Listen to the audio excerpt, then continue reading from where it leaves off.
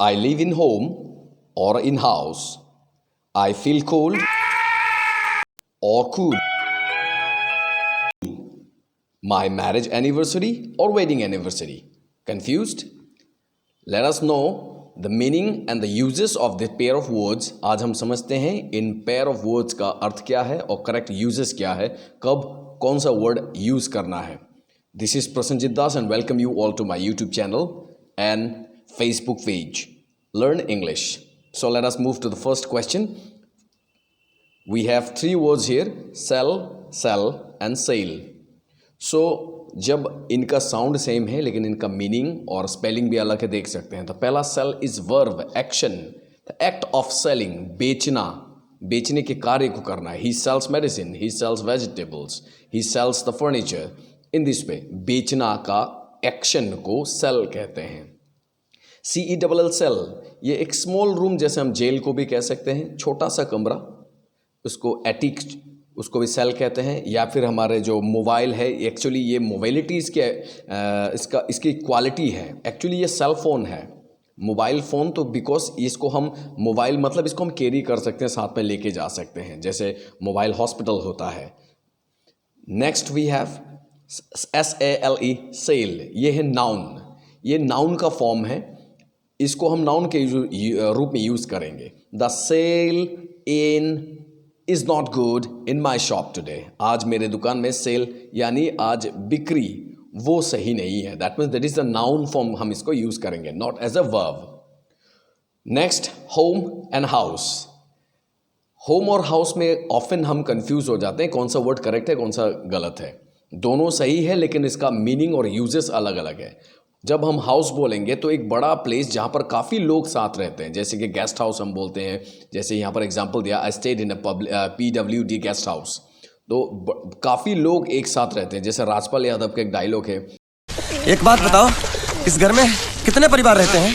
15-16 परिवार. हाँ, तो इसको घर क्यों बोलते हैं? इसको जिला घोषित क्यों नहीं कर देते? तो इस घर को, इस जगह को घर क्यों, जिला घोषित क्यों नहीं कर देते? That kind of something like that, कि बहुत सारे परिवार, बहुत सारे लोग जब एक साथ रहते हैं उसको हम लोग हाउस कहेंगे.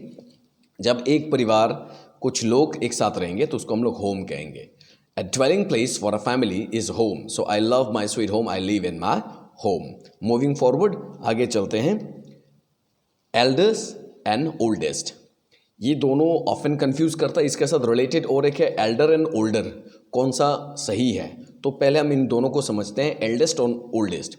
एल्डेस्ट हो गया पहला घर में जो बड़ा जन्मा है, घर का पहला, घर का सबसे बड़ा, वो एल्डेस्ट है, फर्स्ट बॉर्न, पहले जन्मा. She is my eldest sister, वो मेरी सबसे बड़ी बहन है.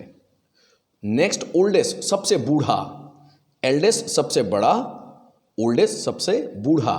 दैट मीन्स घर में सबसे जो वयस्क है, he is the oldest person in our family. So in this way the changes आता है. जैसे एल्डर एंड ओल्डर, ये दोनों कॉम्परेटिव डिग्री ऑफ ओल्ड है, लेकिन जब एल्डर यूज़ करेंगे, हम यूज़ करेंगे उस पर्सन के लिए जो हमारे अपने फैमिली में है. Suppose my brother is Elder.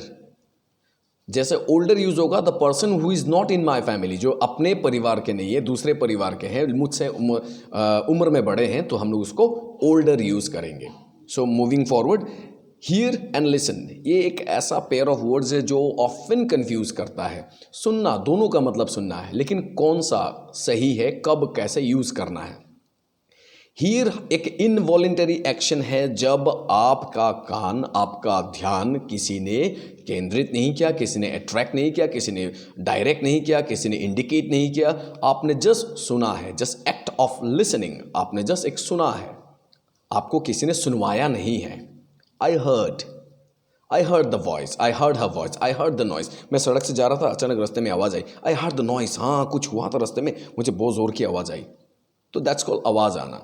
You got it. Like किसी ने इंटेंशनली या फिर डेलिबरेटली कोई एक्शन नहीं किया. लेकिन जब लिसन बोलेंगे तो हम किसी के ध्यान को केंद्रित करेंगे, किसी के ध्यान को हम खींचेंगे. लिसन टू मी, मेरी बातें सुनो, listen to me. Teachers often class में बोलते हैं, listen to my explanation, listen to the explanation of the teachers, listen to me, listen to the song. बहुत सारे लोग जैसे हॉबीज़ में लिखते हैं, I love listening song. That's absolutely wrong. I love listening to song, ये एक प्रकार के हॉबी जो एक्सप्रेस करते हैं. Listening to should be followed by, listen should be followed bye to. सुनना, तो when you are asked when your attention is being directed, when your attention is being directed to particular place on a object, maybe person, maybe explanation, तब हो जाएगा। जब आपके ध्यान को किसी पर केंद्रित किया जाए, आपके ध्यान को खींचा जाए, आकर्षित किया जाए, बोलकर मेरी बातें सुनो, listen to me, that listen होगा। Hear just act of listening, just मुझे सुनाई दी, जो इनवॉलेंटरी एक्शन होता है। Moving forward, character and conduct, ये दोनों चीज़ें एक ही चीज़ हैं, लेकिन फिर भी इनके यूजेस अलग हैं। कैरेक्टर जो हो गया एक व्यक्तित्व के, एक इंसान के व्यक्तित्व का पहचान कह सकते हैं, entire personality of a person, एक व्यक्ति की व्यक्तित्व। तो entire personality of a person मतलब उसका संपूर्ण वो किस प्रकार के आदमी हो, उसका कैरेक्टर। और जब हम कंडक्ट बोलेंगे तो कैरेक्टर अलग है, कंडक्ट अलग है, क्योंकि कंडक्ट हो गया एक दिन और एक घटना के जो उसके व्यवहार किस प्रकार का था, the behaviour of a person of a particular day, particular action. मतलब suppose his this one character is very good, but the conduct of that particular day is not so good. तो बिहेवियर जब हम बोलेंगे, याद रखना, behaviour हो गया उस इंसान के पूरा परिचय। कैरेक्टर तो पर्सनालिटी का एक एंटायर पर्सनालिटी हो गया, और जब हम बिहेवियर कहेंगे, बिहेवियर उस इंसान का पूरा आदतें जो, या फिर उसका पहचान, उसकी पहचान।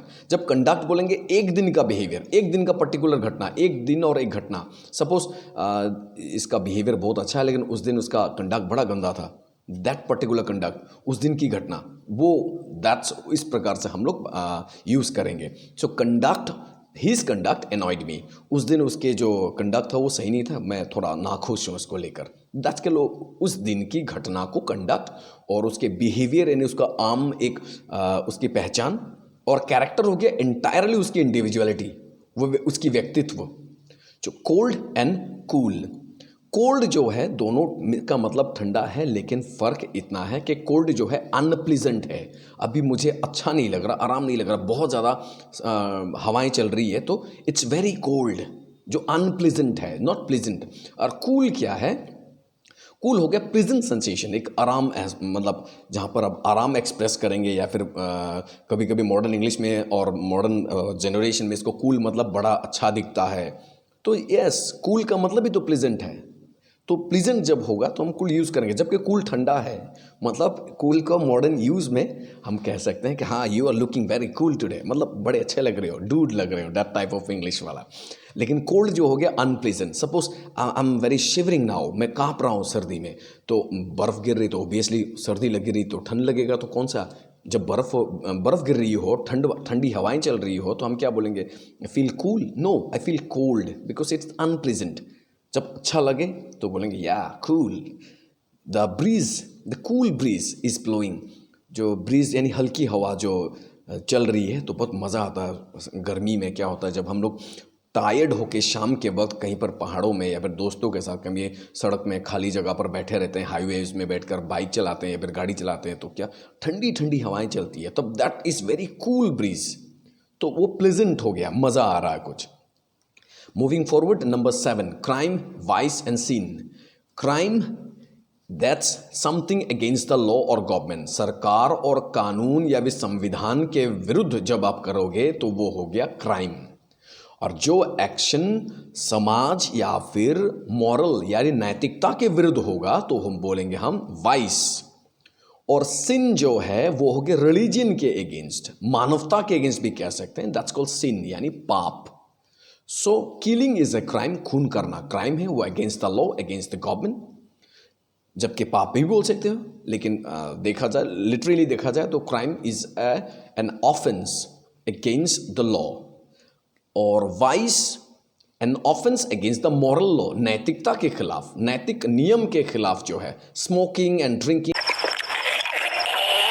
आर वाइस, ये वाइसेस है, ये क्राइम नहीं है, ये कोई सिन भी नहीं है, ये वाइस है।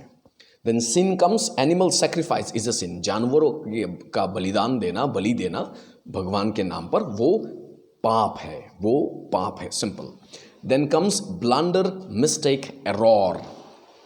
ब्लंडर क्या है, बहुत बड़ी गलती को हम लोग बोलेंगे ब्लंडर, बहुत बड़ी गलती। गंगा जल मूवी में बलंडर हो गया कहते हैं, something like that. Blunder is very big. Mistake उससे थोड़ी छोटी गलती. और एक एक करके पहले एग्जाम्पल देखते हैं. The chief minister has committed a blunder in our district. बहुत बड़ी गलती की जिन्होंने, जिसको ब्लंडर कहेंगे. मे बी कंस्ट्रक्शन के लिए, रोड कंस्ट्रक्शन के लिए करोड़ों पैसे लगा दिए और ऐसे इंजीनियर को दिया जो खुद शिक्षित ही नहीं है. Something like that. It's a blunder, बहुत बड़ी बने. Next I mistake refers to a wrong related to mechanical in nature. जो मैकेनिकल गलतियां हैं उसको हम लोग मिस्टेक कहेंगे. जो कंस्ट्रक्शनल गलतियां हैं, मैकेनिकल गलतियां हैं, जो सिस्टमेटिक गलतियां हैं, तो उसको हम लोग क्या बोलेंगे? मिस्टेक. और जब I made several spelling mistakes in my answer, ये हो गया.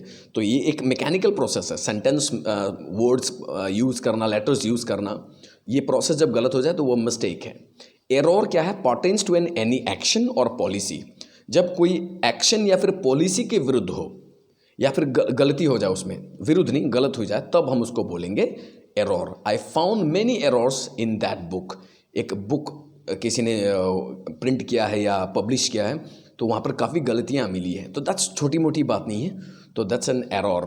वो something to policy, something against the action, जिसके रिलेटेड हम मिस्टेक का और एरर और ब्लंडर का, फॉरगिव, इस तरह के वर्ड भी यूज़ कर सकते हैं. लेकिन कौन सा कहाँ यूज़ करना है, excuse me, forgive me, pardon me, ये कब यूज़ करना है वो भी हम देखेंगे आगे.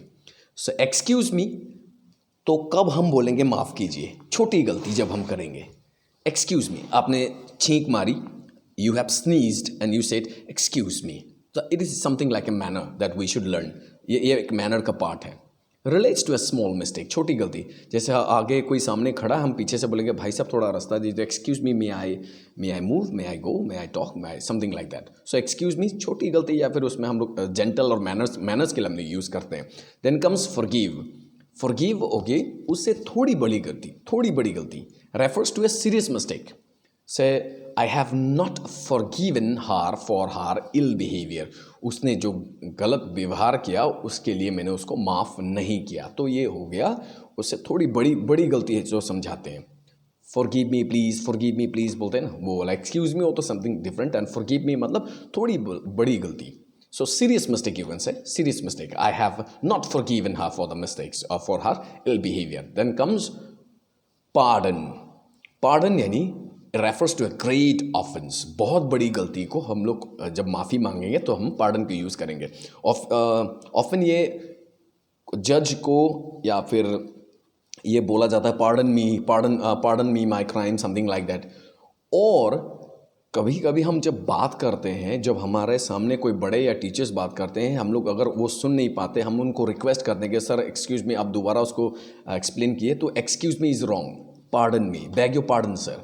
दैट मीन्स सर, क्या समझा जाता है कि सर मैंने आपके एक्सप्लेनेशन को ना सुनकर गलती की है, बहुत बड़ी गलती की है, तो कृपया मुझे दोबारा एक्सप्लेन कीजिए. तो उस इंसान को हम सम्मान देते हुए पार्डन वर्ड का प्रयोग करते हैं. अगर सामने कोई रेस्पेक्टफुल पर्सन बात कर रहा है तो हम अगर सुन रहे हैं, अगर ध्यान अचानक हट गया हो या फिर हम सुन नहीं पाए, तो what we will say, pardon sir आपने क्या कहा, सुनाई नहीं दिया. तो दैट मीन्स आपने पार्डन यूज़ करके उनको बड़ा बनाया कि देखो सर, मैंने जो आपकी बातें नहीं सुनी, ये मुझसे बहुत बड़ी गलती हो गई. तो इस प्रकार के भी हम लोग यूज़ कर सकते हैं. The accused was granted pardon. उसको माफ़ कर दिया गया. एक्यूज्ड जिसके ऊपर इल्ज़ाम लगा गया, उसको माफ़ कर दिया. तो बहुत बड़ी गलती है ना, एक्यूज है, गलती है, समथिंग लाइक दैट. अभी आया ड्रोन एंड सिंक. दोनों मतलब डूबना है. जब लिविंग चीज़ डूबे, लिविंग थिंग्स डूबे तो ड्रोन यूज़ करना, नॉन लिविंग चीज़ डूबे तो सिंक यूज़ करना. जैसे टाइटैनिक एक लिविंग चीज़ है नहीं, वो शिप है. So many people drowned in 1912. People लोग डूबे तो ड्रोन यूज़ करेंगे. But Titanic sank in 1912. Titanic एक शिप का नाम है, तो वो डूब गया. That is in 1912. So moving forward we have bring and fetch. ये बहुत गलतियां हम लोग देखते हैं करते हुए, ये बच्चे भी करते हैं. अगर इमेजिन कीजिए आप क्लास में बैठे हैं और आपके टीचर ने कहा ब्रिंग मी सम चॉक. ये यूज़ करते हैं, लेकिन देखा जाए तो ग्रामेटिकली या फिर अगर इसका डिक्शनरी मीनिंग देखें तो वो गलत हो जाता है. ब्रिंग मतलब जो चीज़ आपके पास है आप लेकर आ रहे हो, दैट इज़ ब्रिंग. तो चौक तो आपके पास है नहीं, आपको जाकर लेकर आना है. तो जब जाकर लेकर आना है तो fetch. When you have to go and bring, that's called fetch. When you have something, you to get something or someone with you have. For example, I said, bring me your copies tomorrow. That means copies तो तुम्हारे पास ही है, आपके पास ही है, तो bring it. So that's correct. लेकिन bring me a glass of water ये often use किया जाता है. Often bring me a glass of water. Now I'm not a water वाला that I carry a big jar, bucket of water with me. So I have to go and bring the water. That means fetch. उसको gentle English के लिए, modern English में gentle के लिए हम लोग क्या यूज़ करते हैं, get me some water, can I have some water, may I have some water. So this is something like gentleness, may I have some water. जब ब्रिंग बोलेंगे तो हम ऑर्डर दे रहे हैं, तो ऑर्डर जब देंगे ब्रिंग से स्टार्ट हो रहा है, इंपैरेटिव सेंटेंस है, तो ब्रिंग उन चीज़ों को बोलेंगे जो उसके पास है, उस व्यक्ति के पास है जिससे मैं बात कर रहा हूँ. और जाकर लेकर आना है तो फैच. जैसे कि बचपन में हमने पढ़ा था, Jack and Jill went up the hill to fetch a pail of water. That means they went and brought. That's how जाकर लाना पड़ा, तो that how fetch is mentioned here. Last for the day is beautiful, handsome, pretty. ये mixed है, mix करके use भी करते हैं, लेकिन अगर मीनिंग देखा जाए तो beautiful refers to female, handsome refers to male, and pretty refers to person और थिंग, चीज़ों को या फिर पर्टिकुलर ऑब्जेक्ट को, इन स्थान को हम लोग कह सकते हैं. For example, she is a beautiful girl. That's okay. अगर अब किसी को इनडायरेक्टली छेड़ना है तो एक लड़के को जाकर you are looking very beautiful today, तो आपने छेड़ दिया उनको इनडायरेक्टली. मुझे नहीं पता था मैं इतना खूबसूरत लगता हूँ, क्या बोलती है. तो और हैंडसम अगर किसी लड़के को कह दिया कि you are looking very handsome today, एक लड़की को कह दिया, तो दैट्स योर, आप उसको छेड़ रहे हैं, टीज कर रहे हैं, तो दैट्स गुड. ग्रामेटिकली अगर देखा, ग्रामेटिकली नहीं, अगर डिक्शनरी मीनिंग देखा जाए तो beautiful refers to female. Shelly is a beautiful girl and handsome, he is a handsome man. Now अभी थॉट को, आइडियाज़ को भी हम लोग यूज़ कर सकते हैं. What a beautiful poem, what a beautiful song, what a beautiful season, what a beautiful weather, बहुत कुछ यूज़ कर सकते हैं. What a handsome thought you have, that also can be used. What a handsome voice you have, that you can use. काफ़ी जगह पर use कर सकते हैं, लेकिन generally beautiful refers to female. She is a beautiful girl. Can not, आप लड़की को नहीं बोल सकते she is a handsome girl. And pretty, pretty refers to person भी हो सकता है, थिंग भी हो सकता है. She has a pretty face, she has pretty eyes, she has a pretty sweet voice. तो काफ़ी जगह पर प्रिटी को यूज़ कर सकते हैं. She is a pretty girl, that can also be used. So finally the pair of word marriage और wedding anniversary. Marriage anniversary नहीं होता है, वेडिंग एनिवर्सरी होता है. कैसे? मैरिज हो गया दो व्यक्ति, दो इंसान के बीच में जो रिलेशनशिप है या रिश्ता है, उसको हम मैरिज बोलेंगे. और जो वेडिंग है वो 1 डे सेरेमनी, जिस दिन शादी होती है, that is called wedding ceremony. तो जिस दिन हमारी शादी हुई उसी का सालगिरह मनाया जाता है. दैट मीन्स एनिवर्सरी, जैसे कि बर्थ एनिवर्सरी. तो जन्म जिस दिन हुआ था, अगर मेरा 22 अगस्त को मेरा जन्म है तो अगले 22 को ही मेरी एनिवर्सरी है. तो दैट्स कॉल्ड डे, जिस दिन वो इंसिडेंट या फिर जो प्रोग्राम या फिर घटना घटी है या फिर इंसान जन्मा है, तो उस डेट का एनिवर्सरी उसको कहेंगे.